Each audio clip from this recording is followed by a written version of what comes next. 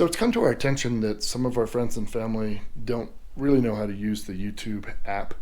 So we wanted to make note of a couple of things. If you're on this page and you're watching one of our episodes and you'd like to get to the rest of our episodes, the library of our episodes, the way you do it is you click on the Sailing Yacht Talisman text here, and that will take you to our channel landing page, the home page for our channel. And that'll show the most recent episode and some other stuff about us.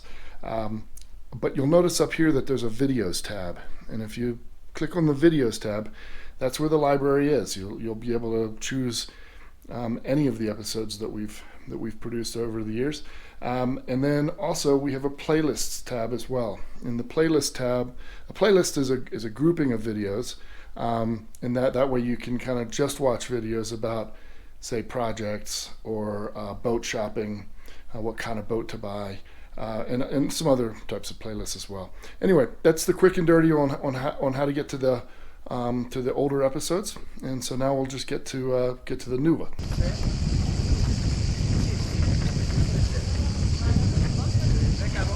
That's reading. House reading. Just boat drama. People doing stupid things.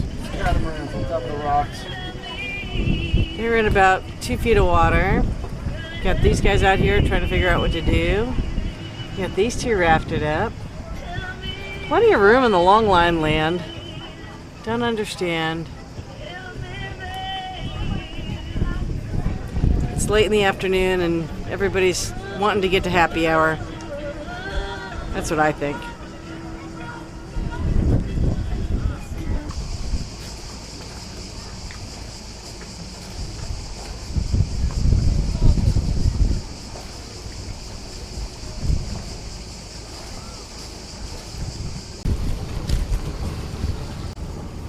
So the situation that we've got is the wind has been coming through here. It's forecasted to be windy all day long. And our anchor's just dragging. We just don't have enough scope out, we think, which sucks because luckily people next to us have allowed us to graciously to tie up to their boats, but we're pulling this Bavaria off, and he just doesn't have a really big chain. We helped him reset his chain yesterday, and I'm pretty confident that he's cut it on out. But as you can see, we're just getting blown. We're in gear actually right now, pushing us forward, but we're still getting pushed back onto the quay, and that's not good. We set a spring line up to the other boat to keep us from going backwards, and we've got to. Yeah. So anyway, we're going to go out and set another anchor.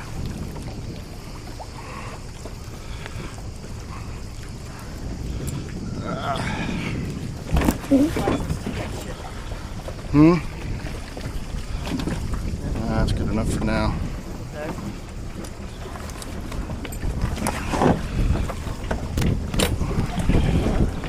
You know, it sounds really stupid, but you always want these lanyards on your wrist. If you get thrown off of a boat like this, the rib will start spinning around, come back and run you over. That's been known to happen many times.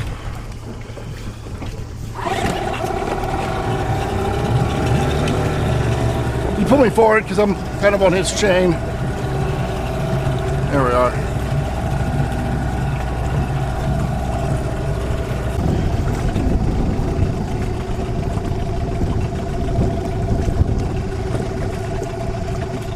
You're gonna feed me out, Wen?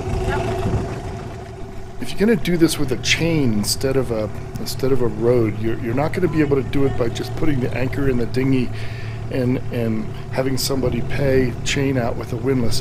Very quickly, enough chain is gonna land on the bottom that you won't be able to back up anymore with under the power of a 15 horsepower outboard, or any sized outboard. The only way to do this, if you're gonna reset an anchor, the only way to do it is to put the anchor in the dinghy and literally fill the dinghy up with chain. You would be surprised how much chain a dinghy can hold. There's a ton of flotation with these, but you have to do it that way, and you have to put about 10 meters more chain in the dinghy than you think you're going to need. And then once you've got that done, you're going to back up and pay the chain out over the front of the dinghy and do this in reverse. What's that? I have found through experience that trying to go forward and then throw chain off or even rode off the back of a dinghy doesn't work. It spins the dinghy around and makes it really hard.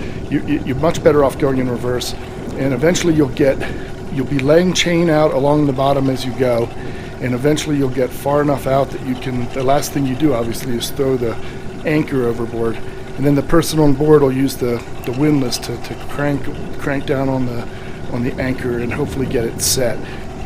You want the extra chain because you're going to pull in at least 10 meters of chain by this method, if not more, and you want to have more chain out than less. Anyway, word to the wise, don't just try to drag chain out. It won't work.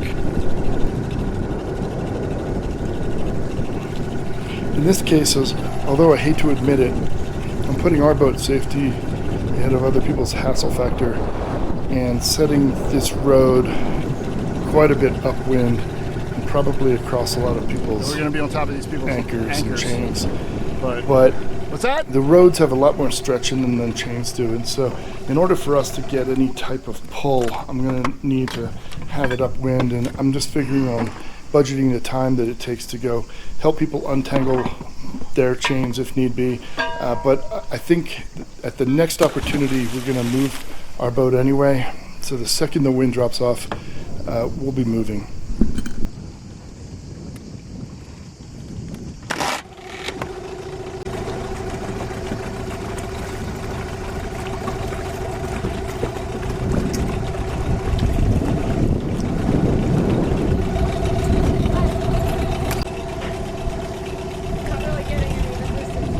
No, just keep going. It's going to take a while.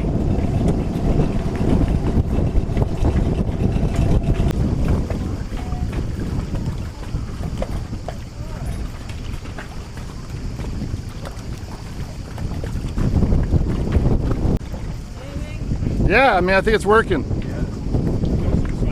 I had to loosen up the this spring over to the cat. I mean, it's just a big spring. I mean, this is just a big like metal type spring, Yeah. pulling, snugging up, and then unsnugging. Now, if anybody leaves, they're gonna have to be very careful about running this line over. He's leaving, he says, so. Are you? No, not our neighbor. The next one over is leaving. Okay. Well, let's warn them about. Well, he's aware of it, but he thinks he might be on top of it, so he may want to stay in the dinghy. Yeah. I wish I would have known that before I went and said it. Would have been good information to have.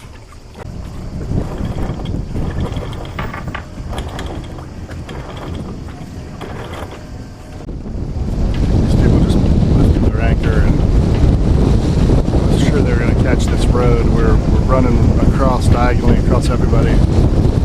Oh, I'm just talking to the GoPro. We're just in a really bad situation here because we're the last boat and we just can't, when you get a big crosswind like this, we're sticking out further than all the other boats and we're exposed.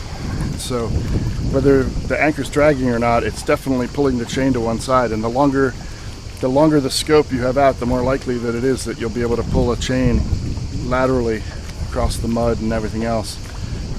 Very hard to get enough tension on it to keep that from happening. So we went at an angle. And of course, the second I do that, this guy here, the second guy over, says, "Oh, we're leaving." Yeah. Great. Right across his anchor. I do have to say that this is an example of why it's so important to be on good terms with the neighbors and the people that are around you. We invited our neighbors over for beers last night and that sort of thing. Got to know them, and then this morning when we were having problems, they just volunteered to totally let us raft up to their boat. And that's the type of thing that he could have very easily just said no. A lot of people would have said no. They're not going to put their own boat at risk for some stranger's boat. This is a chartered boat for sure, and they're just kind of happy-go-lucky type people. But still, the next guy over, he's not volunteering at all. He's like, no, you guys are all on your own. His anchor's holding, and if it wasn't holding, then he'd be running around asking if anyone could help him.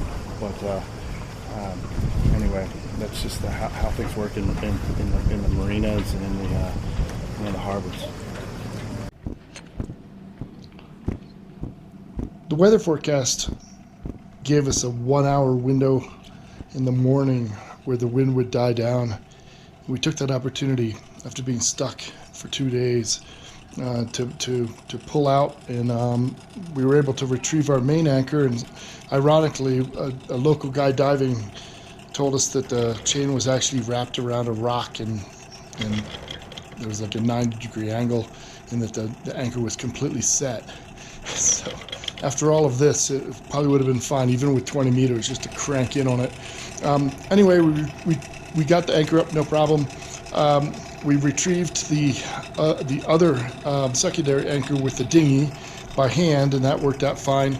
And here we are just over at the other side of the harbor getting ready to long line in. We figured that with all the drama that occurred pretty much every day with other boats and their anchors and everything, that we just wanted to get to some place where we didn't have to worry so much.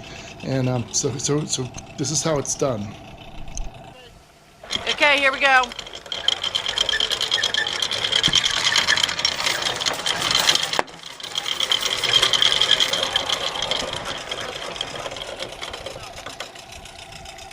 Okay, it's 45. You're gonna come around and give me the. Give you the end, yes, say it.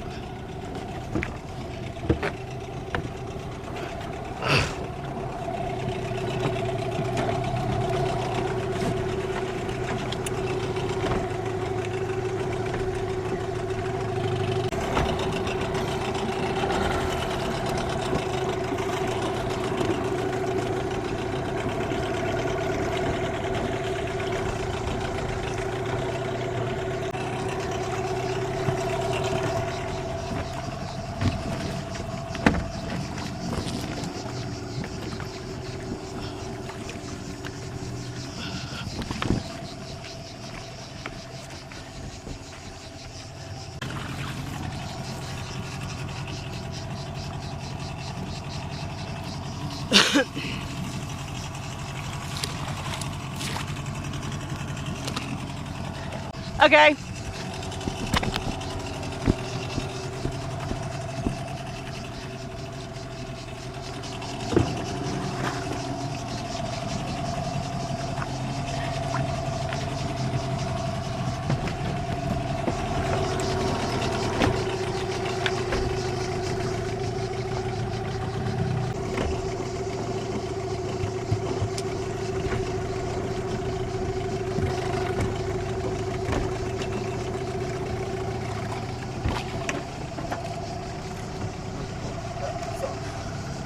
What do I do about the stanchion?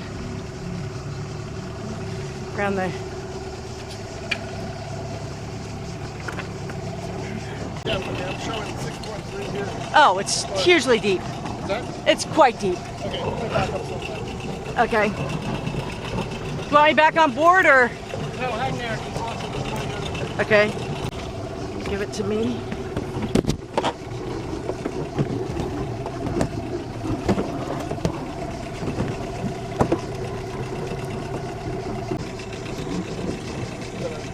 Yeah, yep, got it.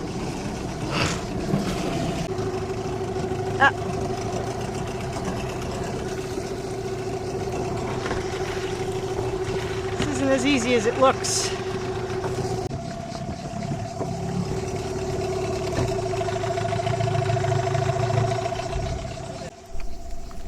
Water shoes are an absolute requirement. If you step on a sea urchin, and the sea urchins are all around, you will be out of commission for at least 2 weeks. They're brutal. They're very similar to a porcupine. Once the spine is in your foot, it doesn't come out. Very difficult to remove. Well, you know, we did learn something of a valuable lesson over the last couple of days, and one is that if you're stuck in the corner up in there, which is where we were, kind of where there's 3 power boats are over there. it's hard to get out if the prevailing wind is coming from the back of the harbor. What happens is as you come out, you're going to get blown downwind onto the stone mole, and it's a bad place to be. You can easily get pinned in there, and that's kind of how we've been for the last couple days. So we woke up very early this morning before the wind started to pick back up again, and moved across to the other side where we're long lined here, and this should be good. We kind of expect other boats to come in here next to us.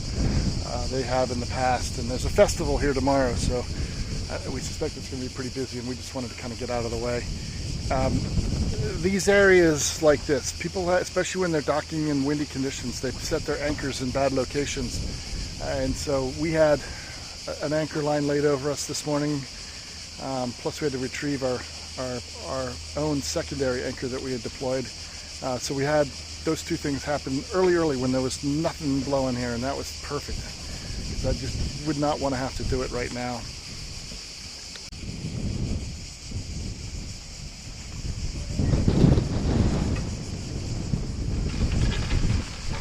So these guys are dropping an anchor in preparation for backing in and long lining. Ideally, you want to be moving in reverse when you start. When you start dropping your anchor, because it'll turn the anchor around so that the hook side, the pointy side, is facing backwards, and then it'll much greater likelihood that it'll set on the first try. If you land it in motion, going backwards, and then someone's going to have to hop to it to run ashore and get the long lines, and there she is hopping to it. Somebody has to swim in or dinghy in. Their anchor's deploying without them wanting it to. So she's going to try to stop it. There we go. The gypsies have a clutch on them, and if you don't have that tight enough, they'll slip. Weight of the chain is now pulling the boat back forward. Normally you'd be in reverse, pulling against that so that you're just idling in reverse. I can hear the engine coming up. There's a guy going in with a dinghy right now. And they're going to tie the windward long line first. Try to make sure to control that part of it. And then they'll winch it back on from on deck, just like we have. We've got it tied to our primary winches on both sides, and run back past through underneath the ear of a cleat. Unfortunately, we don't trust these fairleads anymore because we've broken them so many times. If the wind really came up, now this braided road is extremely stretchy, and that's what you want. You want stretchy line for this sort of thing, because when the wind comes, you let the line stretch, and it just takes the power out of everything. And then when the second the wind gust goes away, it shortens back up and pulls you back upwind, and that way you don't get jerked around and putting a lot of pressure on your equipment or breaking lines. We are a little concerned about chafe. There's a ring. This windward line is on a ring, and if the wind comes up like it did yesterday, we're considering running a secondary line out there just as a safety line, because if that breaks, we will blow downwind into the adjacent boats, and we don't want that to happen.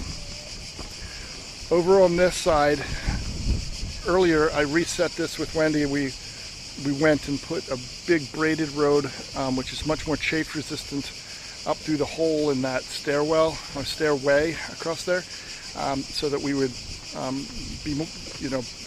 have a better feeling about chafe up there. This is the leeward line, and it doesn't take much force up. In fact, it doesn't take hardly any. It's mostly being borne by this side, and unless this piece of line were to fail or something, I think we should be okay. We have a lot of chain out today. We have 45 meters of chain out, just to make absolutely sure that things are good. And I should mention that we are on a snubber. This is the snubber, and it's got a hook that's on the chain. That rusty link there is a connection link. It allows pieces of chain to be added, and I don't particularly trust it, so I pulled the chain back in enough that I could get the snubber on the other side of it. When I get the chance, I'm going to replace that. I don't think it would fail. It's, you know, it's just a little rusty around the outside. But those, you know, if they're not looking like they're in really great shape, it's good to replace them. They're not expensive, and they're probably not as strong as an original link. The snubber helps allow some stretch to happen in this whole system, and it takes a lot of the weight off the windlass. You don't want the windlass getting shocked by chain tightening up.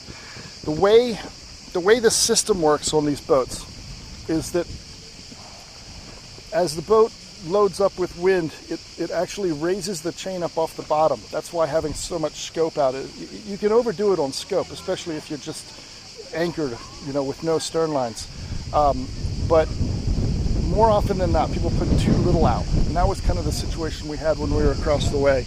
Our anchor was dragging a little bit. We were down to having only 25 meters of chain out, and that was just not nearly enough. So we wanted to make sure that didn't happen this time. And it also takes a little while for these anchors to set. They usually, over a couple of hours, they kind of dig themselves in, and during that time, you'll notice a little bit of give, a little bit of slack develop in the chain. So you have to keep an eye on it for the first half a day or so. But the real force that's in play is the weight of the chain trying to pull the boat forward, and that's where the spring effect happens. You don't want the chain to be just, you know, so tight, because what happens then is you create an upward angle on the anchor, and then there's a much greater likelihood that it's gonna release and drag. We have a very big anchor. This is a mud bottom. It's very good holding under most conditions, so we don't expect there to be any problems. These guys are coming in for the last spot, and here's some people in a rib are just totally cutting them off. Why don't you just run them right on into the dock?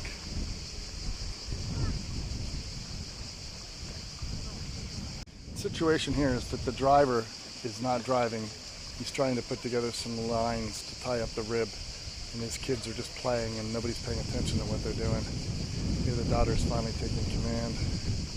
These guys just brought this little Sun Odyssey 40 something in. It's a very pretty little boat.